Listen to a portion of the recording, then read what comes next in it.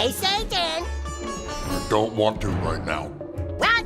Hey, relax! Come on, Satan, I've been working hard all day. You haven't been working, To put my puppy down by shooting it in the face. Because sometimes doing what's important means doing what's hard. Would you like me to apply the baby oil to Satan's asshole, boss? It's South Park, which love them or hate them, like they hammer everybody, right? South Park just went full scorched earth on the political elite, and the fallout is brutal.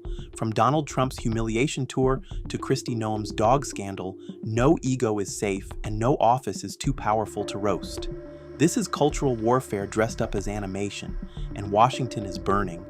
It's so bad for him, it's hard for him to respond to. South Park just launched a nuclear strike at Washington, and no one survived.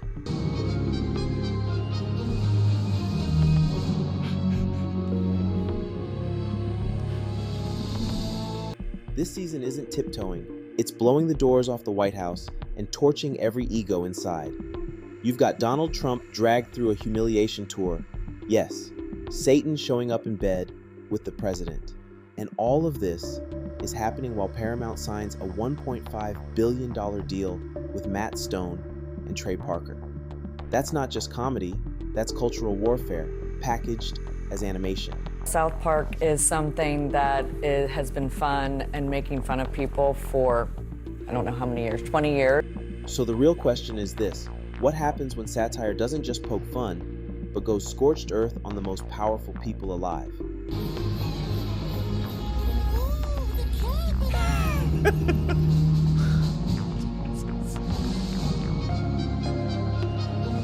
Let's start with the battlefield itself, the old town of South Park, Colorado. The season kicks off with the townspeople rising up, literally protesting against the president. And it's not some abstract setup. The way the town reacts feels like a mirror of real America. Frustrated, angry, tired of the endless power plays and backroom deals.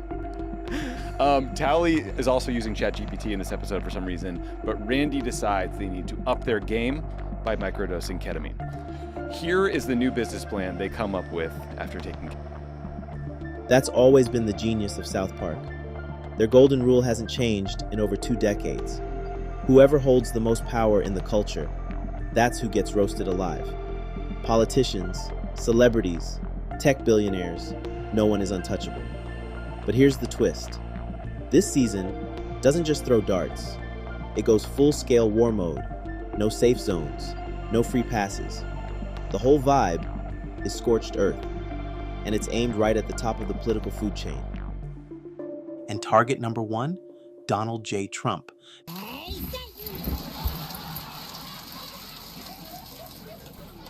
Sort of a sitcom. Yeah.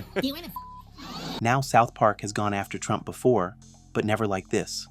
This time, they don't just mock him, they dismantle him, piece by piece.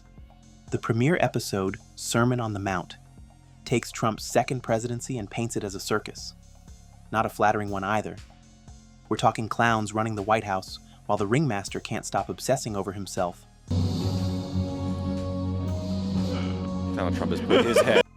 One of the first gags is brutal in its simplicity.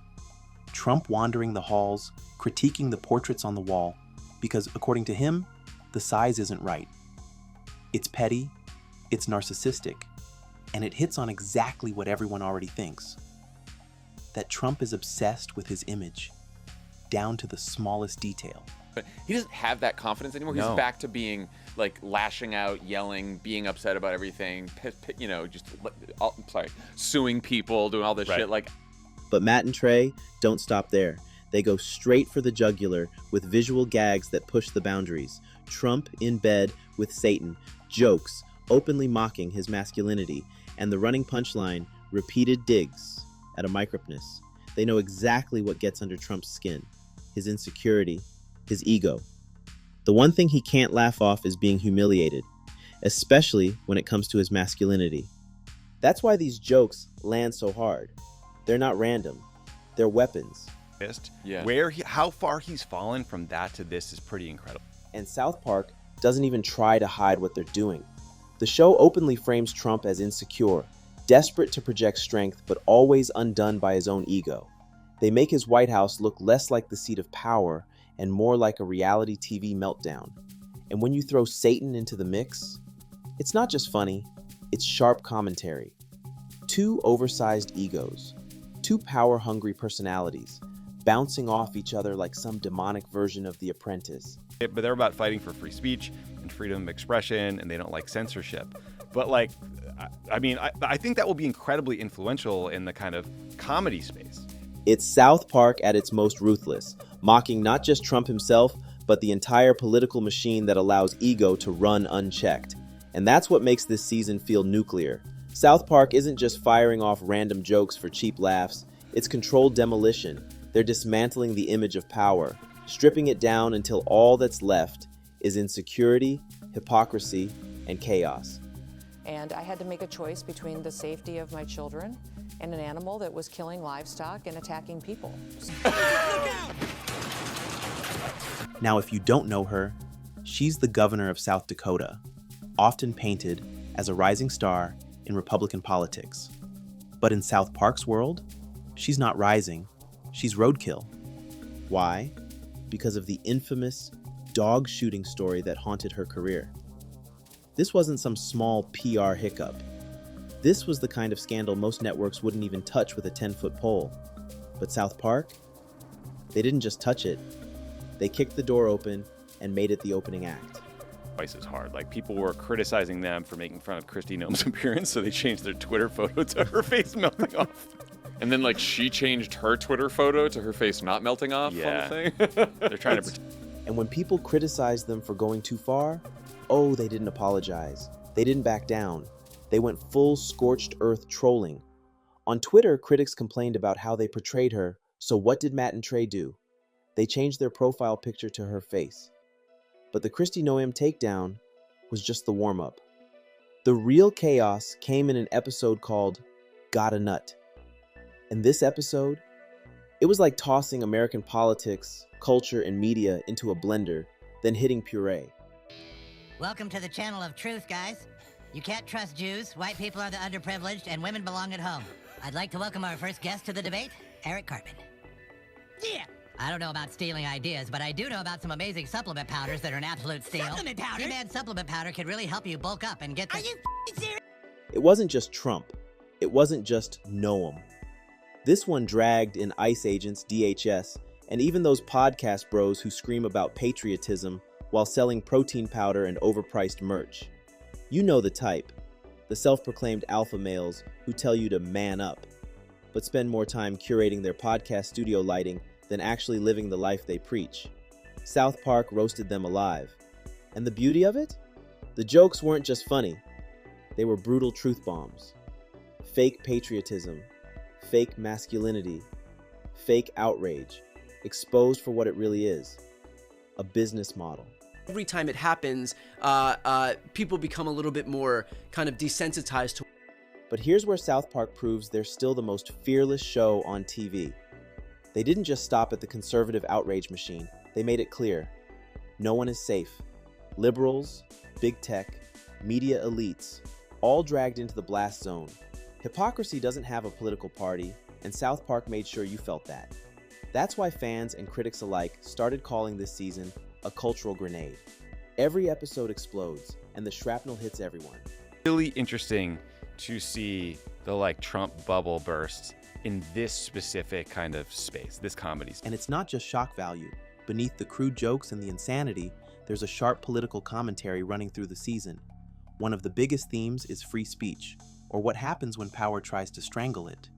The show paints Trump's administration as silencing critics, threatening lawsuits, cutting off voices left and right. Suddenly, the usually loud and chaotic town of South Park turns into a scared mob. The same people who wanted the noise gone start realizing the cost when free speech gets traded for control. That's not just comedy. That's commentary on real power plays in America. South Park is funny, and so I think they won't have a problem supporting them in this case. Right, and it, as he said, #1 show on streaming. I mean, it'd be pretty hard to find an excuse to get rid of that one, even if you were looking for it. But that merger did just close today, right? And it's gotten so much attention because of all this, right? It took a whole lot to actually get to where we are right. And if that wasn't bold enough, they fold in the real world backdrop. Because while all this satire is unfolding on screen, Paramount was finalizing a $1.5 billion deal with South Park. That's why fans are saying this isn't just edgy humor anymore. It's a statement. South Park isn't afraid of lawsuits, politicians, networks. They'll roast anyone, even the people writing their paychecks. I do think there's sort of like a meta point that's interesting. There's just like pop culture is turning on Trump. And it's not like the Colbert liberal comedy space. It's South Park, which love them or hate them. Like they hammer everybody. They are fearless, these guys. I love it. Well, I mean, to be like that good and successful for so long. Well, I mean, what do they have to lose? What makes it even sharper is the meta message underneath all of this chaos. Every joke, every gag, every scandal they drag through the mud, it's all part of a bigger point. South Park is reminding everyone that power, no matter where it sits, is fragile. Politicians, media empires, cultural icons, all of them crumble the second they're stripped of their carefully crafted image. And South Park is more than happy to do the stripping. So when people call this season a nuclear bomb, they're not exaggerating. Between Trump's humiliation tour, Noem's dog scandal, this isn't comedy playing it safe. This is Matt and Trey dropping cultural grenades and laughing as the smoke rises. And if you thought they'd slow down after signing billion-dollar deals, think again. This season proves they're not mellowing out. They're doubling down. Like this video and hit the subscribe button so you don't miss a single detail.